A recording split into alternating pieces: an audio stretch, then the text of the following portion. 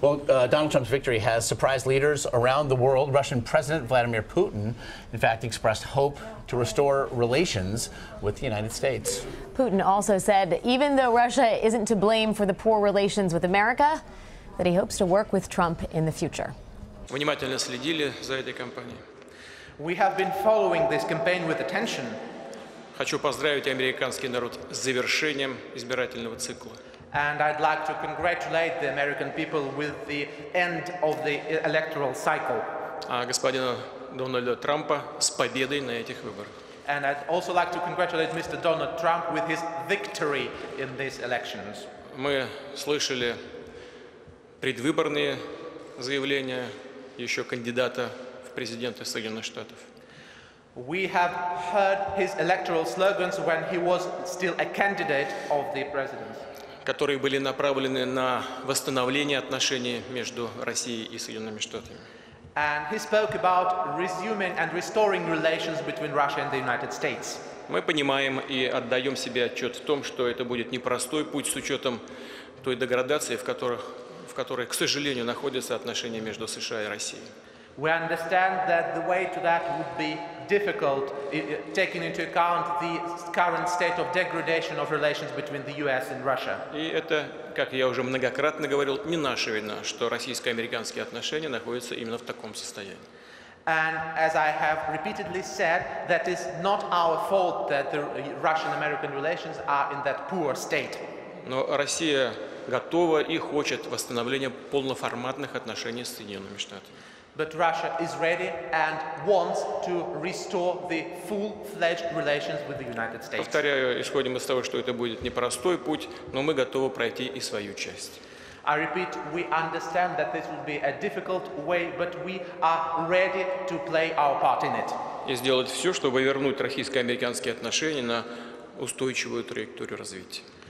And do everything to return the Russian-American relations to the stable and sustainable development track.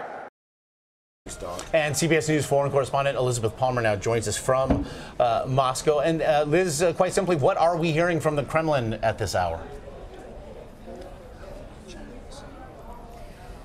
Pretty much what you'd expect from a large superpower of a country. In other words, a very formal congratulations to Donald Trump by telegram, and then the statement that you've just heard from President Putin.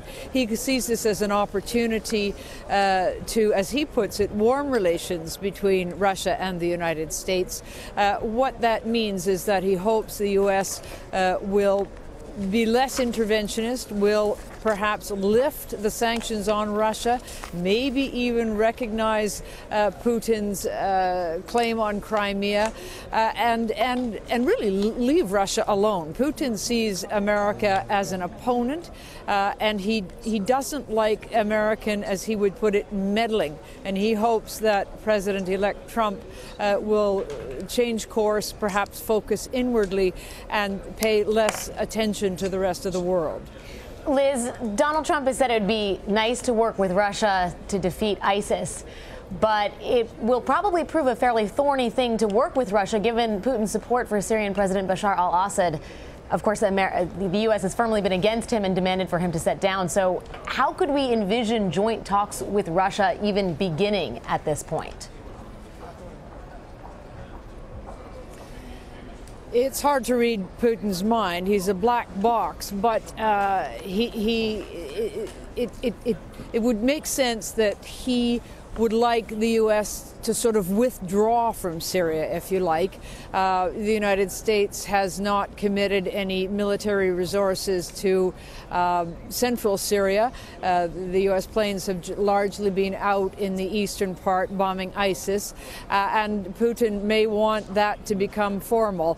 Basically, Donald Trump sending a signal that Russia can do what it likes with Syria as long as it continues to cooperate specifically with the U.S. in the fight against ISIS. And if that means that President Bashar al-Assad stays, then so be it.